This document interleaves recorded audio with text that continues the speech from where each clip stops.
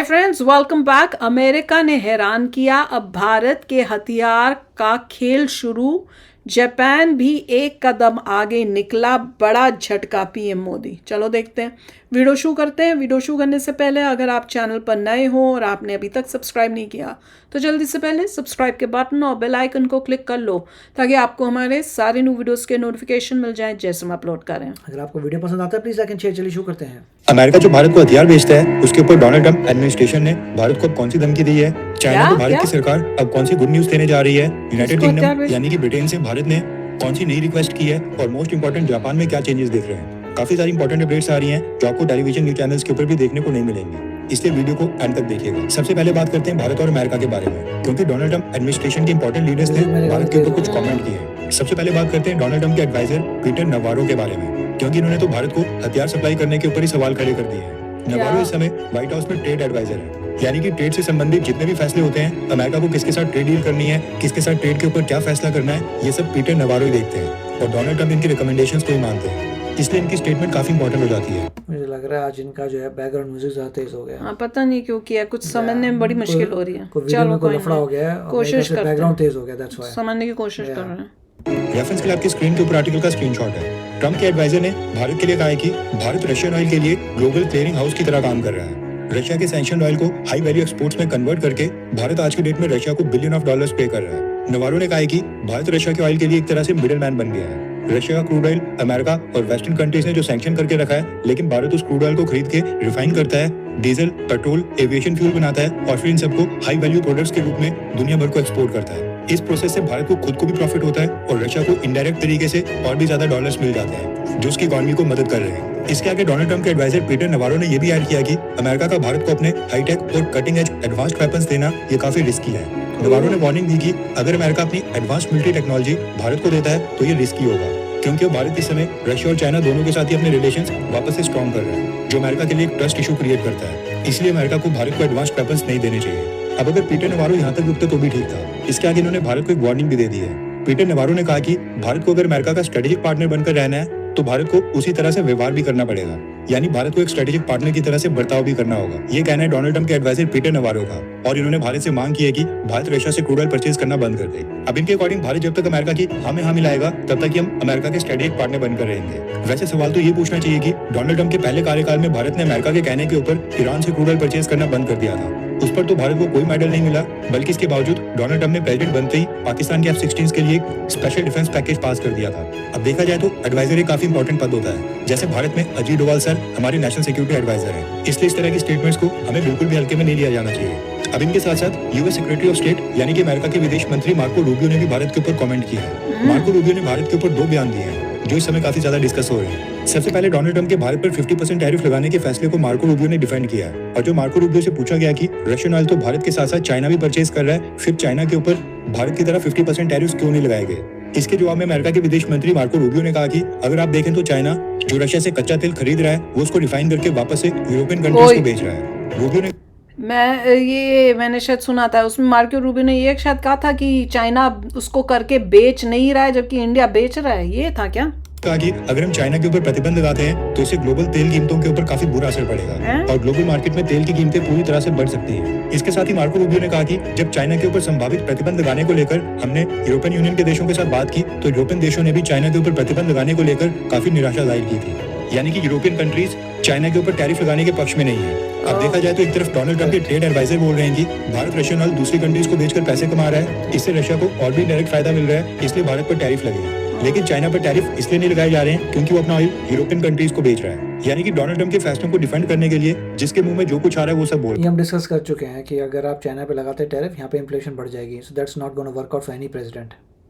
इसके साथ ही अमेरिका के विदेश मंत्री मार्को रूबियो ने भारत और पाकिस्तान युद्ध के ऊपर भी कमेंट किया है। मार्को रूबियो ने कहा कि अमेरिका हर दिन भारत और पाकिस्तान के बीच के हालातों के ऊपर नजर रखता है, क्योंकि दोनों देशों के बीच हुए सीज फायर ये कभी भी टूट सकता है। उन्होंने कहा कि सीज फायर तभी मुमकिन होता है जब दोनों साइड्स रुकने के ऊपर राजी हो जाती है, लेकिन उसे मेंटेन करना बहुत ही मुश्किल होता है। हमारा गोल यानी कि डोनाल्ड ट्रंप एडमिनिस्ट्रेशन का गोल सिर्फ टेम्परेरी शांति या फिर टेम्परेरी सीज फायर नहीं है, बल्कि एक परमानेंट पीस और परमानेंट शांति है, ताकि फ्यूचर में भी दोनों देशों के बीच युद्ध ना हो। ये कहना है अमेरिका के विदेश मंत्री मार्को रूबियो का। नेक्स्ट अपडेट आ रही मैं तो सिर्फ ये कहूँगी कि इसके जवाब में इंडिया को एक ये स्टैंड लेना चाहिए कि जैसे अगर तुमको लग रहा है कि हमारे फ्रेंड बनने के लिए हमें तेल या रशिया से कट ऑफ करना होगा या चाइना से, तो वैसे ही अगर यूएसए को इंडिया का बनना है तो आपको पाकिस्तान से कट ऑफ करना पड़ेगा। हमें भी ये बोलना चाहिए। That is very important. I hope मेरी ये बात वहाँ तक करेक्ट जगह तक पहुँच जाए एंड वो भी इसका जवाब इसी तरह से दें। ये भारत और यूनाइटेड किंगडम यानी कि ब्रिटेन को लेकर, जैसा कि आपको पता है कि पिछले महीने जुलाई में भारत ने ब्रिटेन के साथ भी एक फ्री ट्रेड एग्रीमेंट साइन कर लिया है, लेकिन ये एग्रीमेंट ब्रिटेन के डिलेस के कारण अभी भी लागू नहीं हो पा रहा है। रेफरेंस के लिए आपकी स्क्रीन के ऊपर आर्टिकल का स्क्रीनशॉट है। दरअसल न्यूज निकल कर आ रही है कि भारत की सरकार ने ब्रिटिश गवर्नमेंट को रिक्वेस्ट की है कि ये फ्री ट्रेड एग्रीमेंट को जल्दी से लागू किया जाए।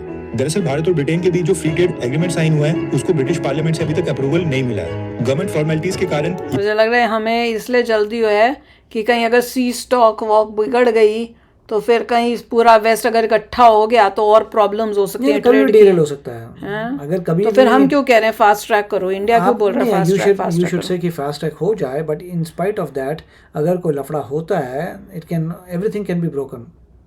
एग्रीमेंट अभी भी ब्रिटिश पार्लियामेंट से अप्रूव नहीं किया गया है, जिसकी वजह से इसकी इंप्लीमेंटेशन नहीं हो रही है और अभी भी भारत और ब्रिटेन के बीच जो ट्रेड हो रहा है वो पुराने टैरिफ के ऊपर ही हो रहा है। अब देखा जाए तो इसके अंदर ब्रिटेन की सरकार की भी गलती नहीं है, क्योंकि जुलाई महीने में जब दोनों देशों ने ये फ्री ट्रेड एग्रीमेंट साइन किया था, इसमें प्रावधान था कि इसको अगले 6 महीने के अंदर इंप्लीमेंट किया जाए, यानी कि ब्रिटेन की गवर्नमेंट अभी लेट नहीं हुई है। लेकिन ये जो अचानक से डोनाल्ड ट्रंप ने भारत के ऊपर 50% के टैरिफ अनाउंस कर दिए हैं, इसी के कारण भारत ब्रिटेन से रिक्वेस्ट कर रहा है कि फ्री ट्रेड एग्रीमेंट जल्दी से लागू कर दिया जाए, ताकि भारत के एक्सपोर्टर्स और हमारी कंपनीज जो अमेरिका को एक्सपोर्ट करती थी वो हम रिडायरेक्ट करके ब्रिटेन भेज सकें, क्योंकि ब्रिटेन के साथ ये फ्री ट्रेड एग्रीमेंट लागू होने के बाद 99% गुड्स के ऊपर से टैरिफ हट जाएंगे, इसलिए अमेरिका जाने वाला कुछ परसेंटेज सामान ब्रिटेन भी जा सकेगा और भारत के एक्सपोर्टर्स का नुकसान थोड़ा सा कम होगा। इसलिए भारत की सरकार ब्रिटिश गवर्नमेंट को रिक्वेस्ट कर रही है कि ब्रिटिश गवर्नमेंट जल्दी से अपने पार्लियामेंट में इसको पास करके इसको इंप्लीमेंट कर दे। भारत के कांग्रेस सेक्रेटरी सुनील भारद्वाज सर ने दी है। नेक्स्ट अपडेट आ रही है बांग्लादेश से।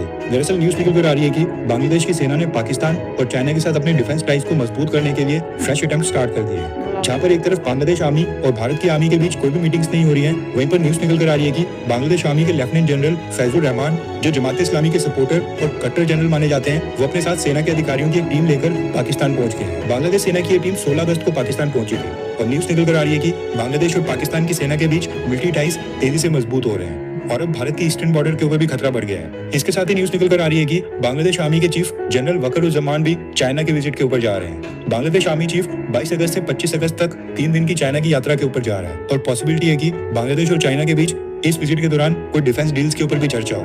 नेक्स्ट अपडेट आ रही है भारत और चाइना को लेकर। रेफरेंस के लिए आपकी स्क्रीन के ऊपर आर्टिकल का स्क्रीनशॉट है। दरअसल न्यूज निकल कर आ रही है कि भारत की सरकार चाइनीज इन्वेस्टमेंट को परमिशन देने के लिए विचार कर रही है। दरअसल गलवान घाटी की घटना और उसके बाद कोविड-19 के बाद से भारत ने चाइनीज कंपनीज के इन्वेस्टमेंट प्रपोजल्स अभी तक होल्ड करके रखे थे। चाइनीज इन्वेस्टमेंट के ऊपर काफी सारी रिस्ट्रिक्शंस लगा दी गई थी और न्यूज निकल कर आ रही है कि भारत की सरकार अब कुछ स्पेसिफिक सेक्टर्स के अंदर इन सब रिस्ट्रिक्शंस को हटाकर चाइनीज इन्वेस्टमेंट को अप्रूवल देने और वो भी फास्ट ट्रैक अप्रूवल करने के ऊपर विचार कर रही है। मैन्युफैक्चरिंग, रिन्यूएबल एनर्जी और कंज्यूमर गुड्स, इन सेक्टर्स को चाइनीज इन्वेस्टमेंट के लिए ओपन कर दिया जाएगा, जबकि डिफेंस और टेलीकॉम जैसे सेक्टर्स जो कि स्ट्रेटेजिक सेक्टर्स माने जाते हैं, इनके ऊपर रिस्ट्रिक्शंस लगी रहेंगी। अब जो मैन्युफैक्चरिंग, रिन्यूएबल एनर्जी और कंज्यूमर गुड्स के सेक्टर हैं, ये ऐसे एरियाज हैं जहां पर चाइनीज इन्वेस्टमेंट आने से भारत की इकोनॉमी को तो बूस्ट मिलेगा ही, लेकिन इसके साथ साथ जॉब्स भी क्रिएट होंगी, एक्सपोर्ट्स भी बढ़ेंगे और स्ट्रेटेजिक तौर के ऊपर भारत को कोई नुकसान भी नहीं होगा। इसके साथ ही न्यूज आ रही है कि चाइनीज विदेश मंत्री वांग यी आज शाम को भारत में लैंड कर चुके हैं। कल एनएसए अजीत डोवाल सर और विदेश मंत्री जयशंकर सर के साथ मीटिंग्स हैं और न्यूज आ रही है कि भारत के प्राइम मिनिस्टर नरेंद्र मोदी भी चाइनीज विदेश मंत्री वांग यी के साथ मीटिंग करेंगे। इंटरेस्टिंग थी सारी न्यूज़।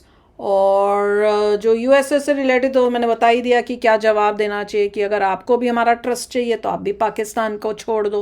और दूसरा जो शॉकिंग न्यूज़ थी वो थी बांग्लादेश की, कि देख लो, मैं तो ये देख रही हूँ कि धीरे धीरे इंडिया के आसपास सारे दुश्मन ही हो रहे हैं। यहाँ से पाकिस्तान हो गया, चाइना हो गया, बांग्लादेश हो गया, तो अब मतलब चारों तरफ से हम घिर ही रहे हैं। नेबर्स जितने भी हैं सब एंटी इंडिया होते जा रहे हैं। ऊपर से अब यूएसए के साथ भी रिलेशनशिप्स ख़राब होते हुए दिख रहे हैं। पर चलो देखते हैं भाई। देखो चाइना जो है, मैं तो चाइना को, जबकि अभी बातचीत में न्यूज़ में तो यही दिखा रहे हैं ना कि हम रिलेशनशिप्स बेटर हो रहे हैं, पर आई डोंट थिंक फ्यूचर में आपको दिखेगा कि रिलेशनशिप्स बेटर हो रहे हैं। कुछ ना कुछ होके फिर से झटका लगना ही है और ये रिलेशनशिप्स ख़राब होंगे।